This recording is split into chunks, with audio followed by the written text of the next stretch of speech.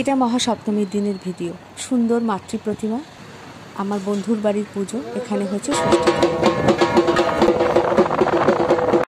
চলে এসেছি গঙ্গার ঘাটে। নবপত্রিকা স্নানে যাওয়া হচ্ছে। জয়দা নবপত্রিকাকে একদম কাঁধে নিয়ে চলেছেন গঙ্গার দিকে। জয়দার বাড়িরই পুজো এটা। এই যে মোম দাঁড়িয়ে আছে, জয়দার ওয়াইফ, আমার বন্ধু। আর এই যে জয়দা দাঁড়িয়ে আছে, এই ওনার বাড়ির পুজো। এটা দ্বিতীয় বছর। গত বছর পুজো হয়েছিল, এটা নিয়ে দ্বিতীয় বছর। আমি কোনোদিন কোথাও নবপত্রিকা স্নান দেখিনি, মানে সামনে থেকে দেখিনি। বইতে পড়েছি, ছবিতে দেখেছি, কিন্তু আজকে প্রথম অভিজ্ঞতা হলো। ঠাকুরকে হলুদ, তেল, সিঁদুর, আলতা সমস্ত কিছু দিয়ে বরণ করে তারপরে ঠাকুরমশাই পুজো স্টার্ট করলেন।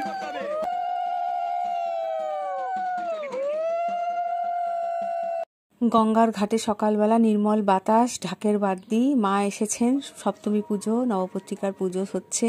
খুব সুন্দর পরিবেশ একটা, এত আনন্দ লাগছিল যে বলে বোঝানোর না।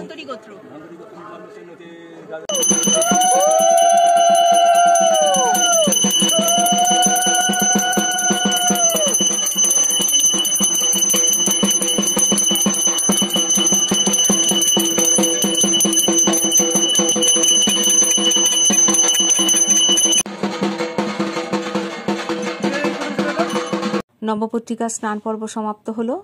একটুখানি নতুন বস্ত্র জড়িয়ে নিয়ে যাওয়া হচ্ছে। বাড়িতে গিয়ে শাড়িটাকে ভালোভাবে পরানো হবে। ইনি হচ্ছেন মেসোমশাই, মোম যাকে দেখালাম আমার বন্ধু, এই যে ওনার বাবা।